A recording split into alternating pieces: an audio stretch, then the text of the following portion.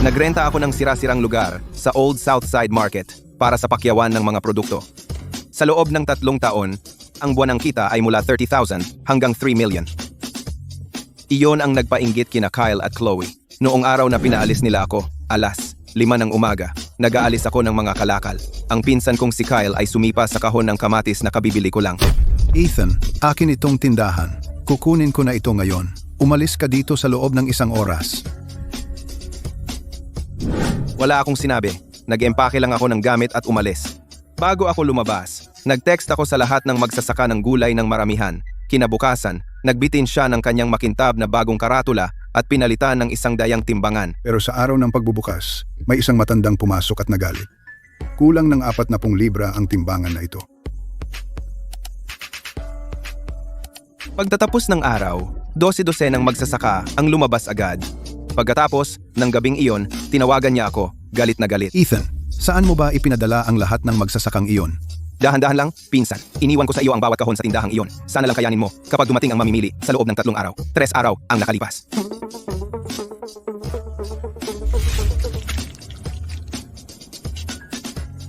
Aba, Kyle, Chloe. Ano ang nagdala sa inyo sa maliit kong pugad bago sumikat ang araw? Tigilan mo na ang kalokohan. Ethan, akin itong tindahan. Walang laman ito ng ilang buwan at hinayaan kitang gamitin ito dahil sa awa. Kumita ka na. Ngayon, kukunin ko na ito para ako na ang magpatakbo. 1 oras ang ibibigay ko sa iyo para ilabas mo ang mga bulok mong gulay dito. Kyle, namuhunan ako ng mahigit 2 milyon sa imbakang may kontrol sa temperatura at sa buong sistema ng pagpapanatili ng lamig ng produkto. Tumaas ang upa bawat taon. Noong nakaraang buwan, nagpadala ako sa iyo ng upa para sa 6 na buwan. Nasakin pa ang resibo. Sak. At ngayon pinalayas mo ako ng ganyan na lang? Paano ang lahat ng ipinuhunan ko? Hahaha. Puhunan? Bubunutin mo ba ang cold room na yan sa mga pader? Akin ang tindahang ito. Mananatili ang tindahan. Mananatili ang iyong inventaryo na nagkakahalaga ng 150k. Itinayo mo ang cold room na yan ng walang pahintulot, yan ay pagkasira sa aking ari-arian. At kung patuloy kang magsasalita, hindi ka makakakuha ng kahit 1 sentimo ng upang iyon pabalik. Sige, pinsan. Tawagin natin ang isang bagay sa tunay nitong pangalan. Kayo dalawa ay nagmamadaling alisin ako. Hindi man lang kayo makapaghintay ng 1 pang araw. Ano ang tunay na dahilan? Alam na alam nyo, pareho, kung bakit. Naku naman, Ethan. Huwag mong isiping hindi ko alam. Nagdaan ako kahapon at nakita kitang nakatanggap ng wire transfer. 1 7 figurang balanse. Nakaupo ka sa sira-sirang kubong ito na nagbebenta ng gulay at kumikita ka ng milyon-milyon bawat buwan. Panahon na para ibahagi ang gold mine. Ang negosyo ng sariwang ani. Iniisip ng mga tagalabas na madali ito. Bumili ng mura, ibenta ng mahal, tama? Pero ang tubig ay malalim. Si Kyle ay hindi pa nagtrabaho kahit 1 araw sa kanyang buhay.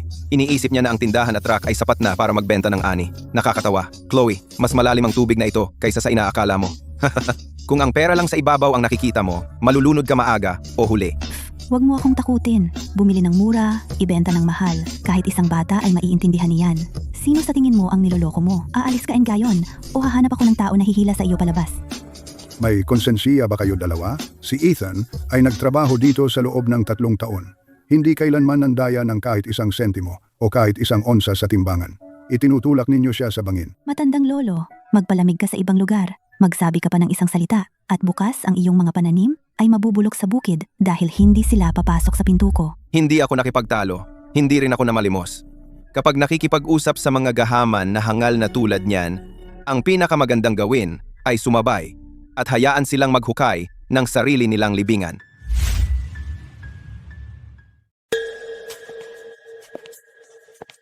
Sige, pirmahan ko na. Matalinong hakbang. Ethan, dahil pinirmahan mo ang mga papeles, ang tindahang ito ay opisyal na akin. Ang mga supply na ito ang kabayaran mo sa pagkasira ng aking ari-arian. Wala kang dadalhin kahit isa. Lumingon ako at pumasok sa sirasirang opisina. Lumabas na may 3 bagay lang. 1 lumang ledger, lahat ng network ng magsasaka na itinayo ko sa loob ng 3 taon, at mga contact ng mamimili. 1 pang lumang ledger, 3 taong datos tungkol sa siyentipikong kondisyon ng pag-iimbak ng mga produkto, at 1 high-precision digital scale na kinakalibrate ko araw-araw. Sige, lahat ng paninda ay sa iyo na. Hahaha. Kukunin mo ang 3 basurang iyan. 1 pangit na timbangan. Parang kayamanan. Ngayon umalis ka na. Kyle, tandaan mo ang sinabi mo ngayon. Ang tindahan ay sa iyo. Ang 150k na produkto ay sa iyo rin. Sana kayanin mo. At Leo, kailangan ko ang abandonadong bodega sa suburb. Pirmahan ang kontrata ngayon. Diretso kong ipapadala ang pera. At kunin mo ako ng 3 construction crew. Gusto ko sila dito bago maghating gabi. Akala ni Kyle na ang pagkuha ng basurang tindahan ay isang panalo. Pero wala siyang ideya na ang wholesale ng produkto ay hindi tungkol sa lokasyon. Ito ay quality control, reputasyon at pinagmulan. Kung wala ang aking standards sa pag-grade, kung wala ang aking pamamahala ng cold chain, ang 150k na halaga ng produkto na ninakaw niya ay magiging ticket niya sa impyerno.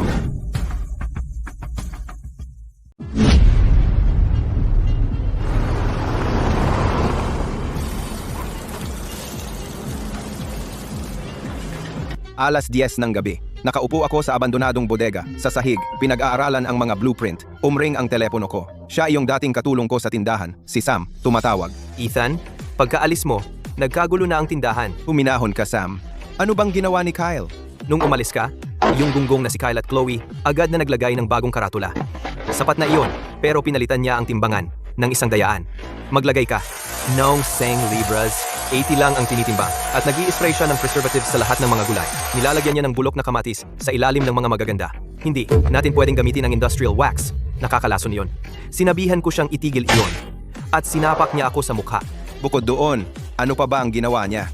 Baliw siya. Para pataasin ang kita, ibinibigay niya sa ating mga suki. Magandang produkto sa ibabaw, pero sa ilalim bulok na prutas, putik at basurang babad sa kemikal. Ethan, iyong prutas na binabad sa kemikal, pwedeng magkasakit ang mga tao sa pagkain yon. Illegal iyon. Makukulong siya. Sam, huwag kang makipag-away sa kanya.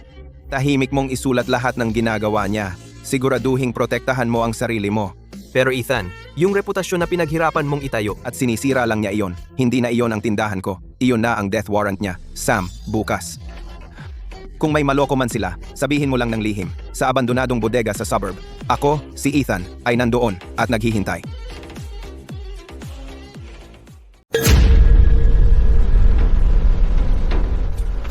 Ethan, hiningi mong gawin itong isang AI Smart City Warehouse sa loob ng 2 araw. Isang ganap na nakakulong na lugar ng pag-uuri na walang alikabok, channel ng pag-iinspeksyong spectral, automatikong linya ng pagtimbang at pag-iimpake, margin ng error na mas mababa sa pinong gramo. Ang saklaw ng deposito ng kagamitan lamang ay 8 million. Ibigay mo sa akin ang iyong account.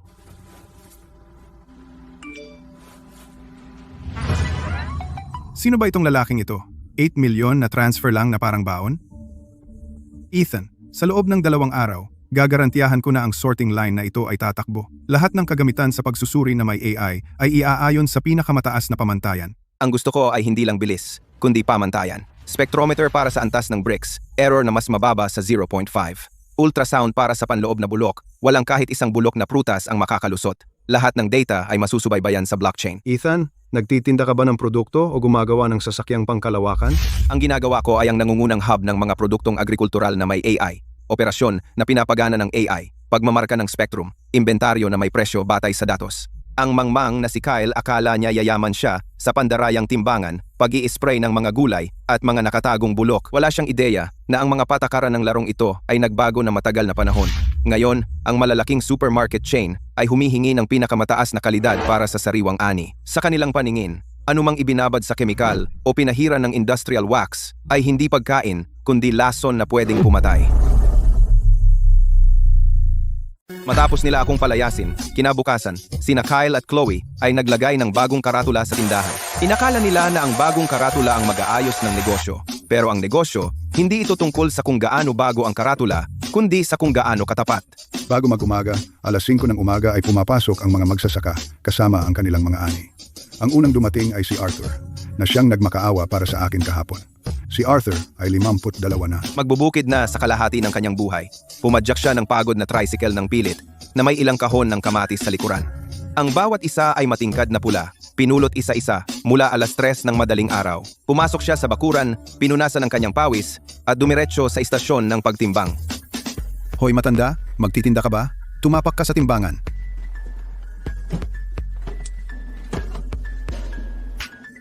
$160 libra ng kamatis. 80 sentimo bawat libra. Kunin mo na ang pera mo. Sandali lang, binibini. Malayong malayo ang numerong yan. Tinimbang ko na yan sa timbangan ng baryo kanina. Ang kamatis lang ay mahigit 200 libra. Paano naging 160? Libra lang? Kulang ng 40 libra yan. Matanda, sinasabi mong mali ang timbangan ko. Ito ay bagong high-tech digital scale. Magtitinda ka ba o hindi? Kung hindi, umalis ka na. Itong isang kahon ng kamatis ay 30 libra sa aking timbangan. May 7 kahon akong nakatali sa kariton ko. Paano ba naman kumukuha ng timbangan mo? Naghahanap ka ba ng gulo? Matandang gago, nagkakagulo sa teritoryo ko. Ikaw, napakapanloloko mo. Hahanapin ko si Ethan. Ethan? Hahaha, ang tangang iyon ay pinalayas na namin. Matanda, sasabihin ko sa'yo ito, sa loob ng 10 milya, ako lang ang bumibili dito. Kung gusto mong mapera ang iyong ani, susunod ka sa mga patakaran ko. Kung hindi, panoorin mo na lang na mabulok ang mga kamatis na iyan.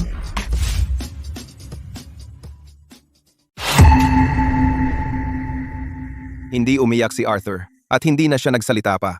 Yumuko siya, isinalansan ang mga kamatis pabalik sa kanyang tricycle bawat basket. Arthur, tulungan ka namin. Ilang tao ang tumulong mag-empake ng mga kamatis. Sumakay si Arthur sa kanyang tricycle, walang imik, ibinalik niya ito at nagpedal palayo sa tindahan ni Kyle. Ang sampal na iyon ay hindi sa kanyang mukha. Ito ay sa puso ng bawat magsasaka. Pagkatapos, isang nakagigimbal na eksena ang naganap. Ang humigit kumulang 100 magsasaka na naghihintay sa labas para magbenta. Walang kahit isang salita, pinihit nila ang kanilang mga kariton at isa-isang sumunod kay Arthur. Pfft! Isang bungkus ng mga magsasaka ang nagbibigay sa akin ng attitude? Sige, huwag na kayong bumalik. Bukas, iiyak kayo at mamamalimos sa akin. Sa loob ng wala pang 2 oras, ang balita tungkol sa asawa ni Kyle na nanakit at gumamit ng dayang timbangan para mandaya ay kumalat sa 3 kalapit na baryo. Ang sampal kay Arthur Ay hindi lang nagtaboy ng isang magsasaka ng gulay kundi isang reputasyon. na aabutin ng 10 taon para muling itayo. Narinig mo na ba? Si Arthur ay sinampal ng asawa ni Kyle. Talaga? Napakalupit naman. Mas gugustuhin ko pang mabulok ang aking mga gulay kaysa ibenta sa kanya. Oo, hindi ko siya bibigyan kahit isang dahon.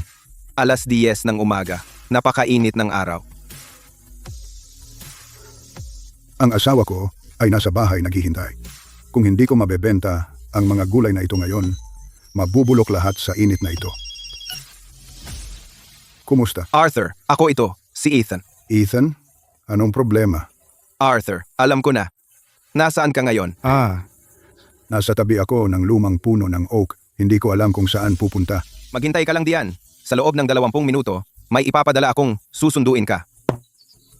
Ethan, wala ka ngang matutulugan. Saan mo iimbakin ang mga produkto? Hindi mo pwedeng iwan lang sa kalsada. Sino nagsabing wala akong lugar? Binili ko na ang suburban warehouse na iyon. Arthur, tulungan mo akong ipaalam sa mga tao. Bukas ngayon ang bago kong warehouse. Parehong patakaran, tamang timbang, mataas na presyo, araw-araw na cash settlement. At para sa mga darating ngayon, makakakuha ng dagdag na $20 para sa gasolina bawat isa. Sige Ethan, sasabihin ko agad sa lahat. Wala namang gustong makipag-deal sa dalawang iyon. Mga tao, nagbukas si Ethan ng bagong warehouse. Sa inabandonang suburban warehouse. Tamang timbang, mataas na presyo, araw-araw na cash settlement. Sinumang pumunta ngayon makakakuha ng dagdag na $20 para sa gasolina. Akala ni Kyle na sa pagpapaalis sa akin, pwedeng umupo na lang siya at kumita. Pero nakalimutan niya ang isang bagay. Hindi nagtiwala ang mga magsasaka sa tindahang iyon. Nagtiwala sila sa akin. Akala niya na magagalit ang mga matatandang magsasaka, magugutom ng ilang araw, at pagkatapos, para lang mabuhay, kakaladkad nila ang kanilang mga kariton pabalik sa kanya. Pero sobra siyang nagkamali. Sa loob ng 3 buong araw, ang mga pinto ng Kyle, Chloe's Wholesale Produce, ay nanatiling bukas. Pero wala kahit isang magsasaka na may kariton ang nakatapak kahit 1 pulgada sa kanyang pinto. Sa walang laman na tindahan, siya ay nag-iisa. Ang mga gulay na pinasprayan niya ng tubig ng kanyang mga manggagawa para magmukhang sariwa. Sa init na higit sa 70 degree, ang mga gulay na binasang tubig. Mukhang sariwa sa ibabaw. Pero sa loob ay nabubulok na, nagpapalabas ng maasim na amoy, at umaakit ng mga langaw. Mahal, ano ang gagawin natin? Saan ba nagpunta ang mga matatandang iyon? Nagpadala lang ako ng tao sa mga baryo. Wala man lang nakitang anino ng isang magsasaka na nagbebenta ng produkto. Hanapin mo ngayon din. Saan nagbebenta ng produkto ang mga talunan na iyon? Huwag kang bumalik ng walang sagot. Sa malaking bodega, mahaba ng pila ang nakapilahan, mga tricycle, mga truck ng bukid, at maliliit na van sunod-sunod na nakapila, mahaba hanggang daan-daang yarda. Lahat ng mga magsasaka ng gulay mula sa suburb at sa mga karatig bayan, parang sabay-sabay, ay nagtipon-tipon dito. Arthur. Kamatis, 210 pounds. Produkto grade A, $1.5 kada pound. Pumunta ka sa finance para makuha ang bayad. Mainit. Kumuha ka muna ng iced tea sa tent. Mrs. Miller, mga gulay, 150 pounds. Cash ngayon, dagdag $20. Huwag kalimutang kunin.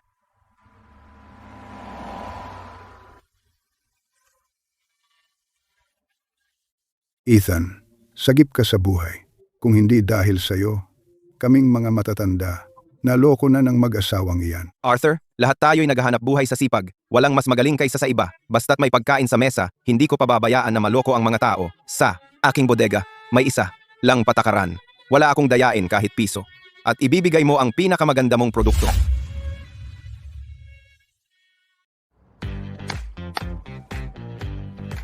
Mga kaibigan, dahil nandito na lahat ngayon, ipapakita ko sa inyo kung paano kumita ng mas maraming pera.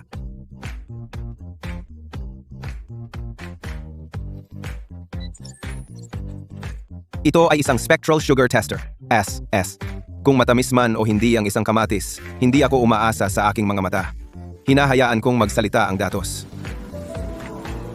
Kung ang asukal ay mas mababa sa 8, pupunta sa juice pulp, 80 sentimo bawat libra. 8.10, mga regular na supermarket, 120. Yung mga higit sa 10 ay napupunta sa premium boxes, 150. 30% mas mataas sa presyo ng merkado. Sa paggrado lang, nakakakuha ka ng 30% pa? Ethan, seryoso ka ba? Ako, Ethan, hindi kailanman bumabalik sa aking salita. Hindi naniniwala? Tingnan mo, nasa LED board ito, puti at itim. Hindi ko pagkakaitan ang sinuman ng kahit isang sentimo. Ito ang aking trump card laban kay Kyle. Isang malaking pagbabago sa laro. Mas mataas ang aking presyo ng pagbili, pero pagkatapos ng AI grading, ang premium produce ay diretso sa mga high-end na supermarket na may mas mataas na premium. Si Kyle ay naglalaro pa rin ng pinakamatandang laro pagpapababa ng presyo. Gumagawa na ako ng brand at ginagawang pamantayan ang buong operasyon. Mga kaibigan, mag-alaga ng mas mabuti sa sakahan. Walang artipisyal na pagpaparipin. Ito ay premium na presyo. Si. Ang motibasyon ng mga magsasaka ay tumaas ng husto. Sa kanilang mga bihasang kamay, ang kalidad ay gumaganda araw-araw. Sa loob ng 2 araw, ang aking bodega ay may 2 bundok ng ani. Isa, mga kamatis na sumusunod sa pamantayan ng asukal, pantayang laki, grade A. Ang isa pa, mga gulay na pumasa sa spectral testing, walang nalalabing pestisidyo.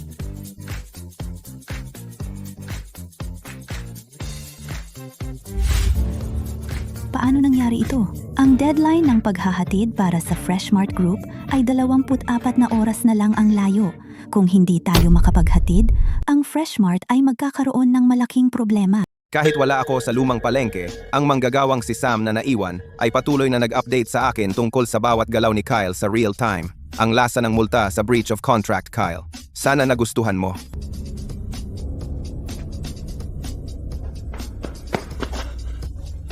Kyle, walang darating. Lahat ng magsasaka ng gulay mula sa suburb ay nasa bagong bodega ni Ethan ngayon. Nakahanap ako ng ilang magsasaka na dating kilala ko. Nakiusap ako sa kanila, nagalok ng mas maraming pera. Pero ayaw man lang akong tingnan. Sabi nila ang tindahan natin ay scam. Si Ethan na naman, baliw ba siya? Bumibili ng mataas ang presyo? Paano siya kumikita? Sa isip ni Kyle, ang negosyo ay simple. Bumili ng $2, ibenta ng $3. Ang margin ang lahat. Hindi niya mauunawaan ang aking tiered pricing, premium na modelo ng negosyo. Pero ang totoong problema ay hindi siya nagmumura sa akin. Ito ang supply contract na pinirmahan niya sa Freshmart Group. Freshmart Group ang pinakamalaking chain ng supermarket sa probinsya. Meron silang parehong online at offline na channel. Sila ang pinakamalaking mamimili dito. Noong araw na kinuha ni Kyle ang tindahan, Para mapahanga ang kanyang biyenan, pumunta siya sa Freshmart Group at sa pamamagitan ng mga regalo at pagyayabang, pumirma ng supply contract para sa 200 tonelada. Mahal, sabi ng kontrata, kailangan nating maghatid ng 200 tonelada ng produkto bago mag 9 AM bukas. Kung hindi natin maibigay o pumasa sa standards ng kalidad, hindi lang tayo mawawalan ng buong performance bond na $500,000, kundi haharap din sa malaking multa sa breach. honey, magkano na ba ang stock natin ngayon? Lahat ng stock na nasa tindahan natin ngayon ay yung mahigit 10 toneladang iniwan ni Ethan, kasama na yung naipon natin nitong mga nakaraang araw. Kaya, hindi hihigit sa 20 tonelada ang kulang natin. Kulang pa tayo ng 180 tonelada.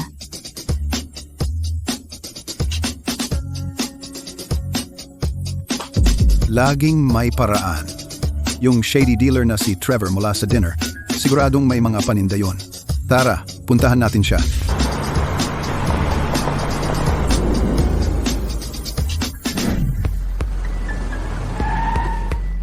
Wow, Kyle, narinig ko desperado kang mag-restock. Sa tamang tao ka lumapit. Itong 10 truck ay puro top-notch na produkto. Buong 200 tonelada. Sakto lang para mabuo ang kulang mo. Kaya,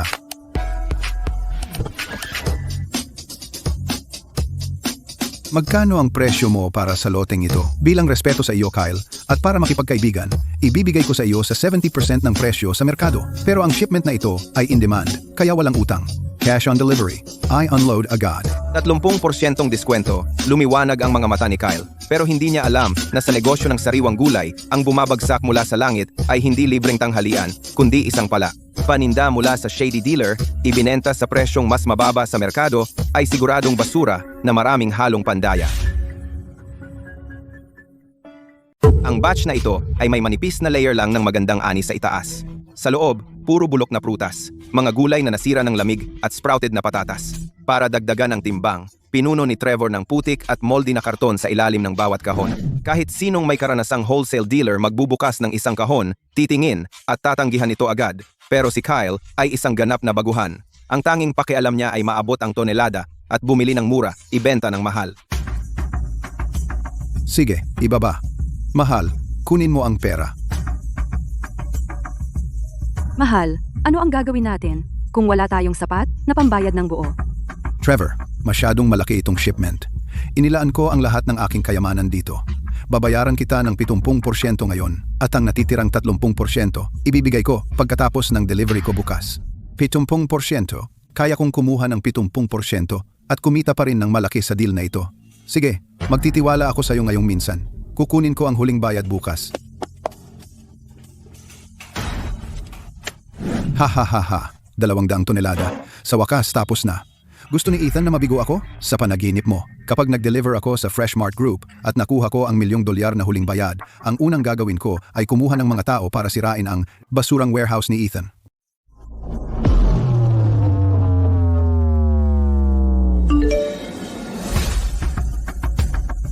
Sam, oras na ng palabas. Gagawa siya ng mas nakakabaliw ngayong gabi. Mag-ingat ka.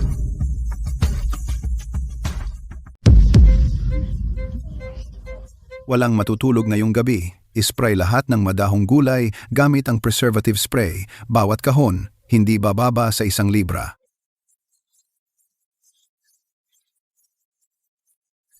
At saka, wax lahat ng mga oranges at mansanas na ito. Gamitin ito.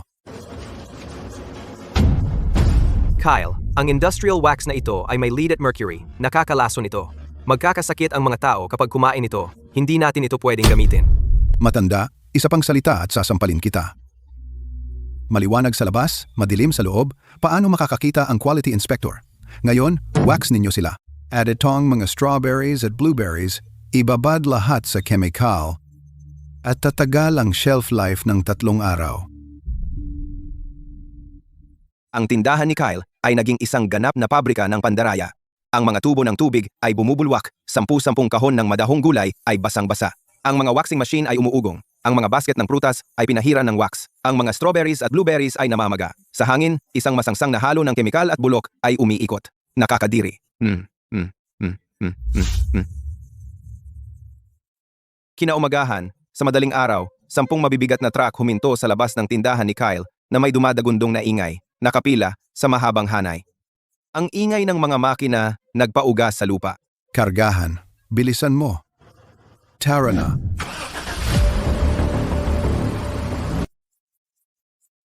Kasabay nito, sa aking suburban cold chain warehouse, maayos ang lahat. Walang ingay, walang putik, at tiyak na walang wax o kemikal. Samantalang sa loob ng isang bagong puting cold chain truck ay mga kahon ng ani na pumasa sa AI spectral inspection at na-grade bilang premium na ani. Ang bawat kahon ay may traceability QR code na nagmamarka ng pinagmulan, asukal, at oras ng pag-aani. Bas, Karga na lahat, Ethan. Handa nang umalis kahit kailan. mabuti. Dumikit sa nakaplanong ruta. Tandaan, pagdating mo sa Fresh Mart Plaza, huwag kang sumingit sa pila. Paradahan mo malapit sa fleet ni Kyle.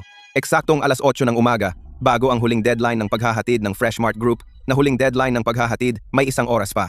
Uy, Mr. Davis, si Ethan ito. Oo, nabanggit ko sa iyo dati, ang AI-graded Fresh Produce Project. Mayroon akong 3 kargada ng truck ng mga premium na produkto ngayon. Lahat pumasa sa spectral inspection na aabot ang mga pamantayan ng asukal. Wala silang pestisidyo at traceable. Hindi na kailangan ng pangalawang pag-uuri, handa na silang ilagay sa istante. Ethan, seryoso ka ba? Ang paggawa ng produkto na may pare-parehong kalidad ay talagang mahirap hanapin. Kung ang batch na ito ng mga produkto ay gaya ng sinasabi mo, ang grupo namin ay handang bumili sa mas mataas na presyo at pumirma ng pangmatagalang kontrata. Kaya, maganda man o hindi, makikita mo mismo kapag pumunta ka rito. Sa kalahating oras, kita tayo sa Inspection Plaza. Tangang Kyle, akala niya, maloloko niya ang lahat sa pamamagitan ng pag-spray, pag-wax, at pagbabad ng produkto sa kemikal at kumita ng malaking pera. Wala siyang alam na ang modernong malalaking supermarket chain ay may mahigpit na pamantayan sa quality control. Kapag nahayag ang kanyang 200 toneladang nakalalasong produkto, haharapin niya ang matinding galit ng supermarket at mai-blacklist mula sa buong industriya. Umalis na tayo.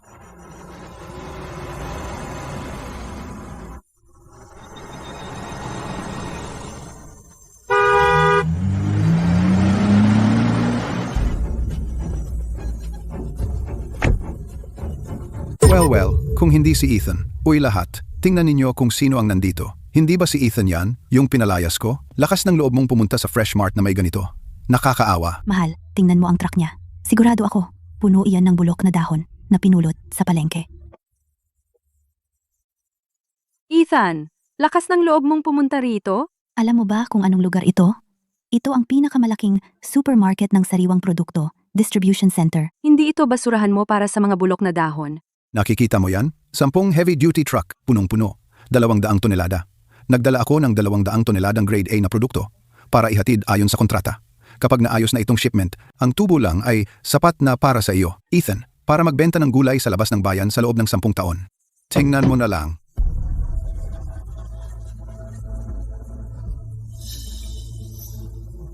May sasabihin ako sa iyo, Kyle. Sa negosyo, hindi pera ang bibig, ang utak ang nagpapayaman. Yang 200 toneladang nasa kamay mo ay ginto o bulkan. Malalaman natin sa lalong madaling panahon. Matigas lang ang ulo mo. Ngayon, ipapakita ko sa iyo ng sarili mong mga mata kung paano ako aalis na may tseke para sa milyon-milyon at dudurugin kita sa ilalim ng aking talampakan magpakailanman. 8:40 a.m. sa harap ng punong tanggapan ng Fresh Mart, bumukas ang glass door ng gusali. Si Paul Davis, ang direktor ng pagbili, bumaba kasama ang kanyang team sa quality inspection. Si Paul Davis ay nasa unang bahagi ng 40, nakasuot ng dark blue na damit pang trabaho na may matatag na mga hakbang. Sinusuri niya ang parisukat. Sa likod niya, isang dosenang inspektor na nakaputi, may dalang iba't ibang instrumento. Magsimula na ang inspeksyon. Lahat ng sasakyan ay pumila sa inspection lane. Kilos! Hayaan ninyong makita ni G. Davis ang aking A-grade na produkto. Ang lead truck ay dumagundong sa platform. Ang mga gulong ay gumulong sa metal weighbridge na may mahinang kalabog. Kumikislap ang mga pulang ilaw ng babala sa magkabilang gilid. Sabay-sabay na umandar ang 3 detektor. Una, spectral scan. Isang silver probe ang bumababa sa truck. Nag-scan pabalik-balik. Ang asul na ilaw ay dumadaan sa bawat kahon ng prutas. Kumikislap ang data sa screen. Pangalawa, ultrasonic scan. Isa pang set ng probes kumakabit sa gilid ng truck, nagbibigay ng mga sound wave na hindi naririnig ng tao. Ipinapakita ng screen ang bawat layer cross-section ng pulp. Pangatlo, pesticide residue test. Isang inspektor ang nagsuot ng gloves, kumuha ng random na kahon ng strawberries, pumili ng isa gamit ang sipit, inilagay ito sa test tube, nagdagdag ng reagent, inating kalugin, at isinaksak ito sa detector.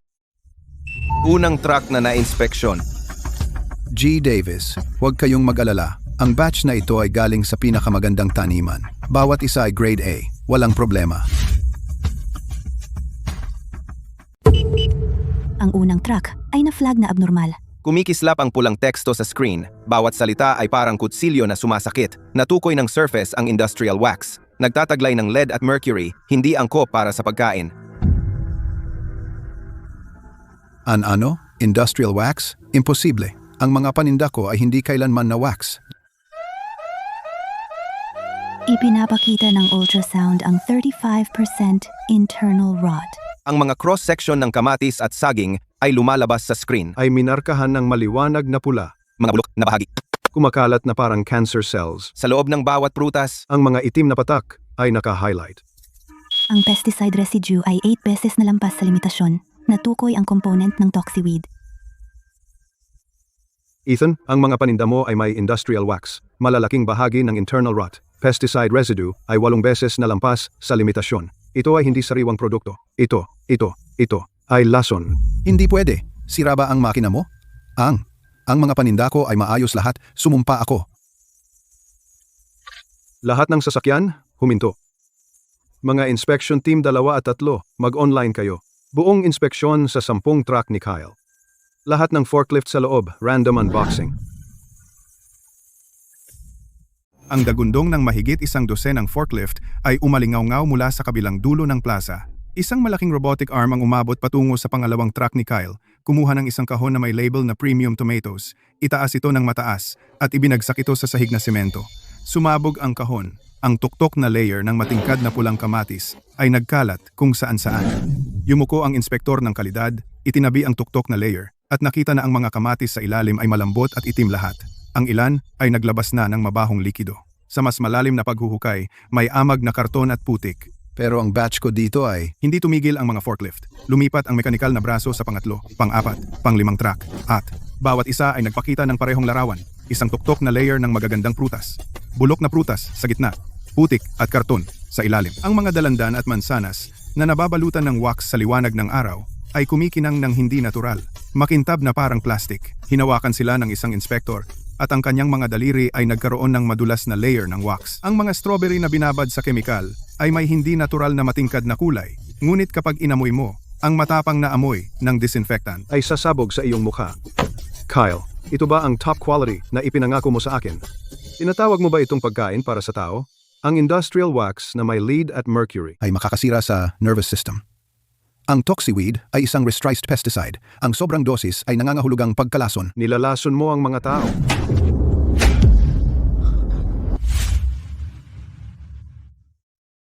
Genong Davis, pakiusap, pakinggan mo lang ako. Ang mga produkto ay ibinenta sa akin ni Trevor. Hindi ko alam na may hinalo siya. Biktima rin ako rito. Hindi mo alam?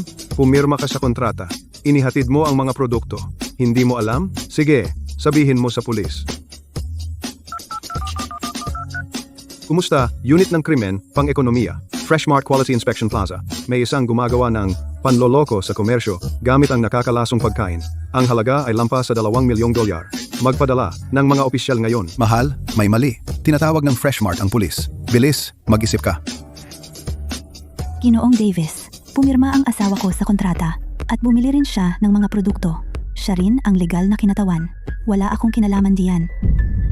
Ikaw, Gaga, pinaako mo sa akin ang sisi nito. Kung hindi mo pinalaya si Ethan, kailangan ko bang gumamit ng peking produkto? Kyle, ano ang gagawin natin? Nasamsam lahat ng mga truck natin. Kyle, nagkakagulo ang mga driver. Hinihingi nila na bayaran namin ang kargamento. Ang iyong 500,000 na performance bond ay pinipigilan at kailangan mo ring bayaran ang mga multa sa paglabag. Makikipag-ugnayan sa iyo ang aming legal team. Hindi, tapos na. Ngayon, tapos na ang lahat. Kyle, tumitingin sa bulok at mabahong ani na nagkakalat sa lupa. Siya ay tuluyang nasira. Kumilos siyang parang baliw. Hinahabol si Chloe para paluin. Nagmura at nagsisisihan sila. Pagkatapos, isang grupo ng nananakot na mga driver ng truck pumaligid sa kanila, humihingi ng bayad. Tumayo ako hindi kalayuan, nanonood ng malamig, nang walang kahit anong awa. Pinatuyo niya ang mga matatandang magsasaka ng gulay gamit ang dayang timbangan, ipinapasa ang mababang uri bilang dekalidad, at tumawid pa sa pulang linya ng kaligtasan ng pagkain. Dapat alam niya na matatapos siya sa kapalarang mas malala pa sa kamatayan. Sina Kyle at Chloe ay kinaladkad ng mga driver para pilitin silang bayaran ang kanilang mga utang. Ngunit ang krisis sa Freshmart Group ay hindi pa nalulutas. Si Paul Davis ay nakatayo sa gitna ng gulo, mukhang maputla, pinagpapawisan sa takot. Ethan, Bird, naubusan na tayo ng stock ngayon. Ang Freshmart Group ay may 30 supermarket. Kulang tayo ng hindi bababa sa 200 tonelada ng ani. Kung ikaw, G. Davis, ang aking bodega ng ani ay may 200 tonelada ng dekalidad na produkto. Lahat ay inayos ng AI. Lahat ay nata-track. Maaari kaming magsagawa ng inspeksyon ng kalidad ngayon din. totoo? Totoo. Nagdala ako ng 3 truck. 60 tonelada. Bawat isa ay may QR code ng pagsubaybay. May marka ng pinagmulan, oras ng pag-aani, asukal, at resulta ng pagsusuri ng residue ng pestisidyo. Maaari mong suriin ng sapalaran ang kahit alin. Kung isang crate ang pumalya, sasagutin ko ang lahat ng pagkalugi. Sige, buksan ang lahat ng inspection lanes. Ngayon, suriin ang shipment ni Ethan. Huminto ang unang truck. Bumukas ang pinto ng kargamento. Lumalabas ang puting ambon na parang ulap. Ang hangin ay puno ng sariwang, damong pabango. Naglakad si Paul Davis, papunta sa truck. Pumili siya ng isang kahon ng kamatis ng random. May QR code ng traceability sa kahon. Iniskan niya ito gamit ang kanyang telepono. Lumalabas ang mga linya ng impormasyon sa screen. Pinagmulan, Southside Green Village. Oras ng pag-ani. 3 oras ang nakalipas. Bricks, 11. Punto 2. Walang nakitang residue ng pestisidyo. Binuksan niya ang kahon. Ang mga kamatis na magkakapareho ang laki ay matingkad na pula pero hindi nakakasilaw. Nagpapalabas sila ng natural, sariwang pabango, parang kakakuhay pa lang. Ang pangalawang truck, mga strawberry. Ipinapakita ng code ang pinagmulan, Northside Oak Village. Paraan ng preserbasyon, puro pisikal na cold chain, walang anumang chemical na additives. Binuksan niya ang kahon. Ang mga strawberry ay hindi malalaki, natural na kulay. Iyon ay pinkish na pula, hindi ang maputlang pula ng pagbabad sa kemikal. Sumandal ka para suminghot, tanging ang matamis na amoy ng strawberry. Ang ikatlong truck, mga berdeng dahon. Ang bawat bungkos ay nakatali ng eco-friendly na banda. Ang mga ugat ay mayroon pang basa-basang lupa. Ang natural na patak ng hamog ay nakadikit sa mga dahon. Walang tubig ang na-spray sa kanila. Buong inspeksyon.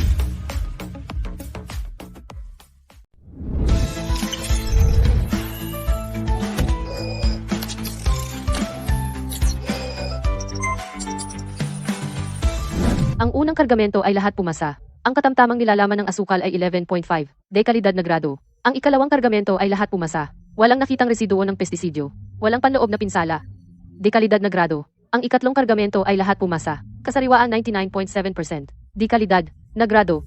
Ethan, pumasa lahat ng produkto mo. 20 taon na akong nasa pagbili. Hindi kailanman nakakita ng produkto na ganyan ang pagkakatugma. Kukunin ko ang lahat ng 60 tonelada. At bibili ako sa dagdag na 20% higit sa pinakamataas na presyo sa merkado. Ang mga kalapit na supplier ay nakatitig. Halos lumuwa ang mga mata. 25% higit sa pinakamataas na presyo. Ang kita na ito ay mas mabilis kaysa sa makinang pang-imprenta. Ngunit hindi ako nagpakita ng anumang kasabikan. Sa halip, mahinahon kong inilabas ang isang plano ng negosyo mula sa aking bag at ibinigay ito. G. Davis, ayoko ng isang beses na transaksyon. Ang AI City Warehouse ay nagbibigay ng 200 toneladang dekalidad na sariwang produkto bawat araw. Lahat ay masusubaybayan. Lahat ay walang inspeksyon. Isang kondisyon lamang. Ako ang iyong eksklusibong tagapagtustos. Isang advance na $8 milyong at palawakin ang hub sa buong lalawigan. 1. 200 tonelada bawat araw. Tuloy-tuloy ang supply. At lahat ito ay pinakamataas na kalidad na sariwa. Paano nangyari iyon? Tingnan mo muna ito.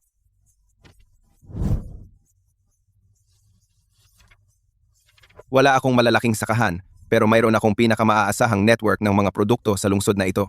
Libu-libong magsasaka, mula sa kalapit na mga nayon, ang pinaka-epektibong linya ng pag-uuri ko. Ito ay simula pa lamang. Kapag pumirma tayo ng deal, mag-supply tayo ng mas marami pa. Ilang supplier mula sa grupo ay nagkatinginan. May isa nagsimulang magsalita, tapos tumigil. Isang mas matandang supplier ay sumulyap sa mukha ni Paul. Isang binata na pinalayas mula sa isang sira-sirang pabrika ay naglakas loob na makipag-negotiate sa pinakamalaking chain ng supermarket para sa isang eksklusibong direktang supply deal.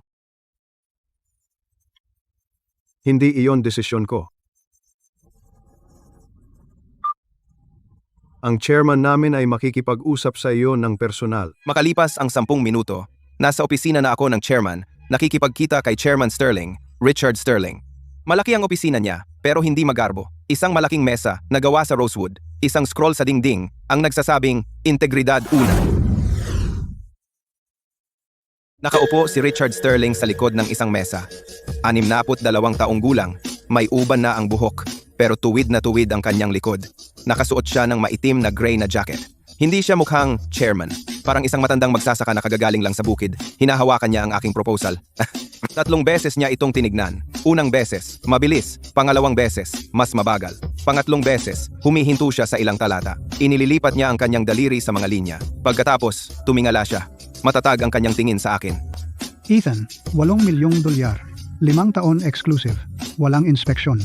Isang tanong lang, paano mo masisiguro na sa loob ng susunod na 5 taon, ang kalidad mo ay hindi bababa? Chairman, 3 taon na ang nakalipas. Noong unang magsimula ako sa wholesale na produce, isa lang ang timbangan ko, isang sira-sirang tindahan at isang segunda manong truck. Noong taong iyon, natalo ako ng mahigit $10,000. Ngunit hindi ako nagkautang ng kahit anong bayad sa isang magsasaka at hindi ako nagpadala ng kahit isang customer ng bulok na prutas. Pagkalipas ng 3 taon, pinalayas ako ni Kyle. Ang dinala ko ay isang lumang timbangan at 2 lumang ledger lamang. Ngunit kinabukasan, mahigit 100 na magsasaka ng gulay ang lumapit sa akin na nagsasabing handa silang mag-supply sa akin. Dahil nagtitiwala sila sa iyo? Oh, Chairman, ang city warehouse ko ay maaaring kopyahin. Ang mga sorting lines ay pwedeng bilhin. Ngunit ang tiwala, walang makakakuha nito. Ikaw ay isang kahanga-hangang tao. Ang $800 ay nasa account mo sa loob ng 3 araw. 5 taon exclusive, walang inspeksyon. Ethan, huwag mo akong biguin. Hindi ako.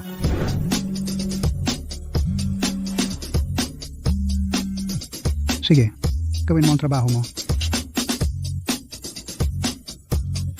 Ethan, tamang hustisya. Halika, tingnan mo. Bumalik na ang si Kyle na hayop. Yung 200 tonelada niyang kontaminadong produkto, lahat ibinalik ng Freshmart Group. 10 mabibigat na truck, puno ng mga simpray na bulok na gulay, at mga prutas na may industrial wax, lahat hinilat pabalik sa Southside Old Market. May pera pa ba siya pambayad ng freight? Wala na siyang pambayad sa pagpapadala. Basag na siya ngayon. Nagwawala na yung mga driver. Ibinagsak lang nila ang mga trailer at tinapon lahat ng 2 toneladang basurang iyon. Sa harap mismo ng tindahan, ang buong kalye ay barado ng gulay. Ang baho, makakasuka ka kahit kalahating bloke pa ang layo. Sam, mag-ingat ka. Huwag kang masaktan. Pupunta ako doon na tingnan. Go! G. Davis, pasensya na. Ang kotse ay nakapark sa Old Market. Ang daan sa unahan ay barado ng mga tambak ng bulok na kamatis, mabahong gulay, at mga strawberry na babad sa kemikal.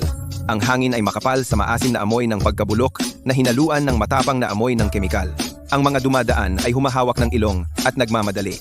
May humihinto para kumuha ng litrato. May dumudura sa lupa. Si Kyle ay napapaligiran ng grupo ng mga maniningil ng utang sa gitna ng bakuran. Huwag kang magpabiktima sa akin, Kyle. Nagkasundo tayo kahapon. Sabi mo babayaran mo ang balanse ngayon. At ngayon sasabihin mong wala kang pera? Makinig ka. Kung hindi mo mabuo ang 300,000 ngayon, hindi ko ito palalampasin. Trevor, wala talaga akong pera. Seryoso. Kinuha ng Freshmart Group ang 500,000 kong deposito at pinababayad nila ako ng penalty fee. Wala na kahit piso sa account ko. Pwede bang bigyan mo ako ng palugit? Ilang araw lang? Kung bibigyan kita ng palugit, sino ang magbibigay sa akin? Walang pera? Di ibigay mo ang tindahan. Nasa crowd din si Chloe. Nakasuot siya ng off-white trench coat. Maayos na nakatali ang buhok niya. May dala siyang malaking maleta sa kamay. 2 designer bag ang nakasabit sa balikat niya. Nakatayo siya 3 hakbang ang layo. Malamig ang tingin niya kay Kyle. Walang ekspresyon ang mukha niya. Parang estranghero siya. Tigil. Utang pa niya ang sahod namin. Kyle, nagkakamali ka sa loob ng 2 linggong sunod. Ngayon sarado na ang tindahan. S.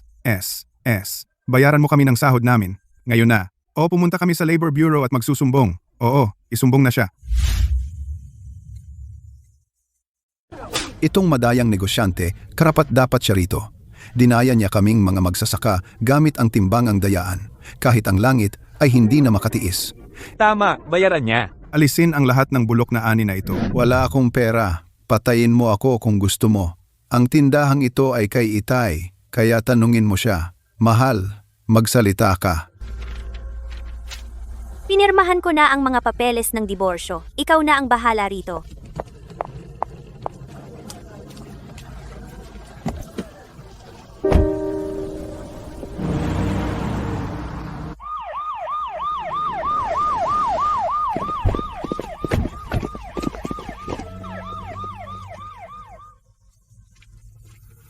Ikaw ba si Kyle? Kami ay mula sa Economic Crime Team. Legal Department ng Freshmart Group nagsampa ng reklamo na nagsasabing nagbenta ka ng nakakalasong pagkain at pandaraya sa kontrata. Gayun din, ang Commerce Bureau ay nakatanggap ng maraming reklamo na gumamit ka ng timbangang dayaan para dayain ang mga magsasaka. Sumama ka sa amin. Hindi ko sinasadya. Gusto ko lang kumita ng mas malaki.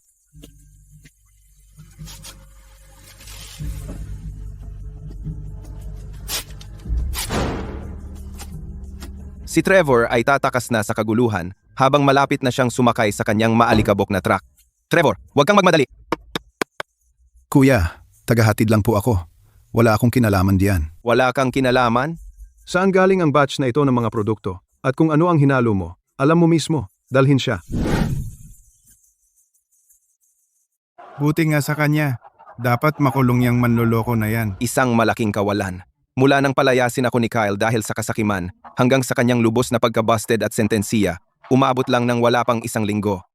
Pinanood ko siyang sumakay sa sasakyan ng pulis. Pinanood ko ang mga inspektor na isara ang lugar at ang mga maniningil na sumigaw at nagkalat. Ang basurang tindahan na yan, na itinayo ko mula sa isang tambak ng ladrilyo hanggang maging isang negosyong nagkakahalaga ng 3 milyong dolyar, ay naging tambak na naman ng mga durog na bato. Pagkalipas ng 6 na buwan, bumaba ang hatol ng korte. Si Kyle ay nahatulan ng pagproseso ng nakalalasong pagkain. Nakulong siya ng 8 buwan at multang 1 milyong dolyar. Lahat ng kanyang ari-arian ay kinuha upang bayaran ang kanyang mga utang. Si Chloe ay nakipaghiwalay sa kanya at naglaho kasama ang lahat ng kanyang maaaring makuha. Si Kyle, na minsang namuno sa Southside Old Market, ay naging katatawanan magdamag. Sabi nila, gumagawa ng plaka si Kyle sa loob. Buti nga sa kanya, nandaya siya ng mga tao. Nararapat siyang makulong. Ang kanyang asawa ay tumakas matagal na. Kinuha niya ang pera at tumakbo kasama ang ibang lalaki. At ako, sa 6 na buwang ito, wala akong pahinga kahit isang araw. Ang inabando ng bodega na yan ay pinalawak hanggang maging Ethan AI Fresh Produce Industrial Park, sumasaklaw ng 10 ektarya. 6 na ganap na automatikong linya ng pag-uuri ay tumatakbo 25 putimar, hamnat at lamina, spectrometer, ultrasonic probes, automatikong linya ng pagtimbang at pag-iimpake. Lahat ay pinag-ugnay ng isang AI system. Habang si Kyle ay nagbibilang ng mga bitak sa bilangguan, binibigyan ko ang supply chain ng sariwang produkto ng isang kumpletong pagbabago.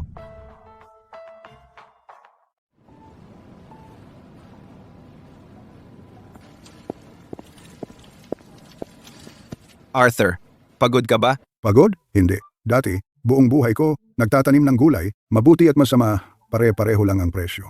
Halos wala akong kinikita kada taon. Ngayon, mas maganda na. Ang mga kamatis ay may asukal na higit sa 10. Nabebenta ito ng dagdag na $3 kada kilo. Noong nakaraang taon, triple ang kita. Hindi lang si Arthur, kundi libu-libong magsasaka ng gulay mula sa 12-12 ng kalapit na baryo, lahat ay naging kontratadong magsasaka ko. Nagbibigay ako ng mga punla at teknikal na gabay, garantisadong bili sa base na presyo. Sila ay nagtutuon lang sa pagtatanim.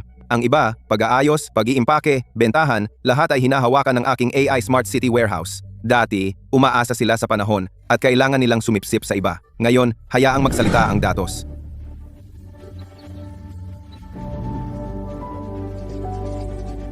Ang pagbenta ng gulay ay nangangahulugang pakikipagbiruan sa mga mamimili.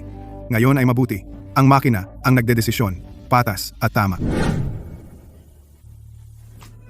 Ethan, ang mga online order ay sumipa ulit kahapon. Nakabenta kami ng 2,000 order ng strawberry mag-isa. Panatilihing matibay ang kalidad, huwag magmadali. Mas mahalaga ang reputasyon kaysa bilis. Lumipas ang mga araw na ganoon, patuloy na lumaki ang industrial park. Dumarami ang mga magsasaka na sumali. Doble ang dami ng order bawat buwan, pero lagi akong nakaalerto. Sa negosyo ng sariwang ani, ang bilis ay hindi kasanayan, ang katatagan ng susi. Kapag nagkaroon ng pagkakamali sa kalidad, lahat ng naunang pagsisikap ay masasayang. Mga kaibigan, ngayon, pag-uusapan natin kung paano gamitin ang AI system para suriin ang sugar content curve.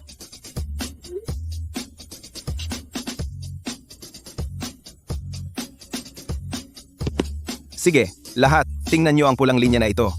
Ipinapakita nito ang pattern ng pagbabago ng sugar content ng mga kamatis habang hinog. 8 buwan. Hindi naman gaano katagal, pero hindi rin maikli. Para sa akin, parang saglit lang. Pero para kay Kyle, parang isang habang buhay. Noong makita ko siyang muli, halos hindi ko na siya makilala. Ang lalaking dating nagmamaneho ng malalaking truck, nakatayo sa inspection platform na may sigarilyo sa bibig, nangangako na dudurugin ako habang buhay. Ngayon ay nakayuko sa tabi ng kalsada, nagbebenta ng ilang lantang gulay. Ang mga gulay na ito ay lanta. Sisingilin mo pa rin ng $3 bawat libra.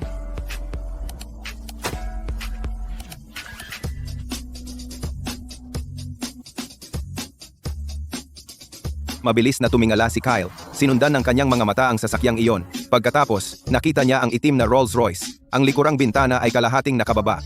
Nakita niya akong nakaupo sa likurang upuan. Nanigas siya agad. Ang mga mata niyang maulap sa isang segundo. Nagbago mula sa gulat patungo sa pagsisisi. Ethan, berde na. Tara na, pinindot ko ang buton. Tahimik na umakyat ang bintana. Ang madilim na salamin ay parang pinto na isinasara ang lahat ng tao at bagay mula sa nakaraan. Humihip na naman ang hangin ng tagsibol. Ang Ethan AI Fresh Produce Industrial Park ko lumawak mula 60 acres hanggang 120 acres. 12 AI sorting lines ang sabay-sabay na tumatakbo, nagproproseso ng mahigit 500 tonelada ng sariwang produkto kada araw. Ganap na nakasara at kontrolado ang klima na imbakan, isang bagong energy cold chain logistics fleet, isang blockchain traceability system. Ang industrial park na ito ay naging benchmark para sa sariwang produkto ng lalawigan.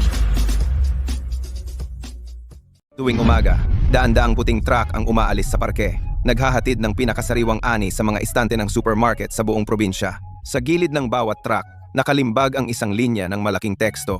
Mula sa bukid hanggang sa kubyertos, may isang Ethan lang sa gitna. Isang umaga, sa pasukan ng industrial park, dumating ang 2 minibus. Bumukas ang mga pinto, at ito ang pangprobinsyang inspection team. Pinamumunuan sila ng isang deputy director mula sa Departamento ng Agrikultura, nasa edad 50, nakasuot ng salamin, hawak niya ang mga dokumento ng industrial park.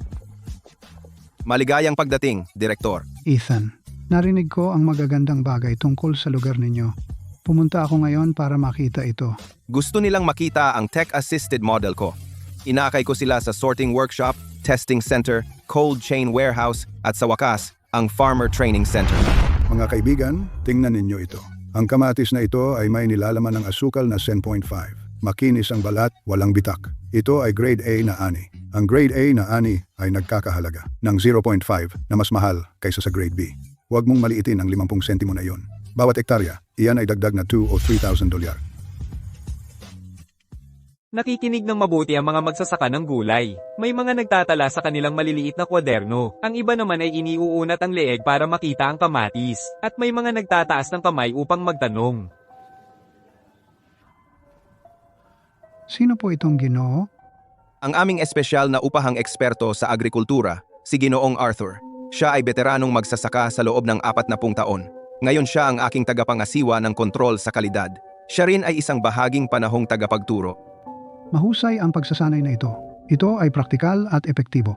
Alam ni Arthur ang lupa at ang mga pananim, at lagi siyang bukas sa bagong teknolohiya. Ipinapaliwanag niya ang mga pamantayan ng artipisyal na intelihensya sa pag-uuri sa simpleng wika. Mas malinaw kaysa sa amin mga kabataan. Ethan, 3 taon na ang nakalipas. Ikaw ay isang maliit na mangangalakal noon, tama? Oo, 3 taon na ang nakalilipas. Halos hindi ko mabayaran ang aking upa.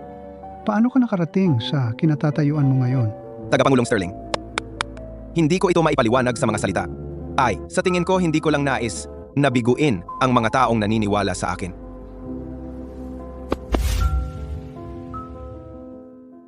Kakapag-off ko lang sa inspection team, sa hapon, narinig ko mula sa State Television Network na gusto nila akong interview. Ethan, ngayong gabi ang State Television Network ay darating para i-shoot ang dokumentaryo natin.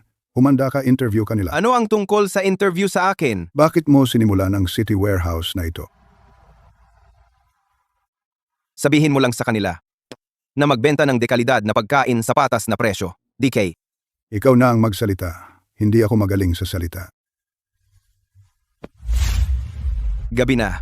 Bumukas ang mga ilaw ng industrial park. Tumatakbo ang mga makina sa sorting line.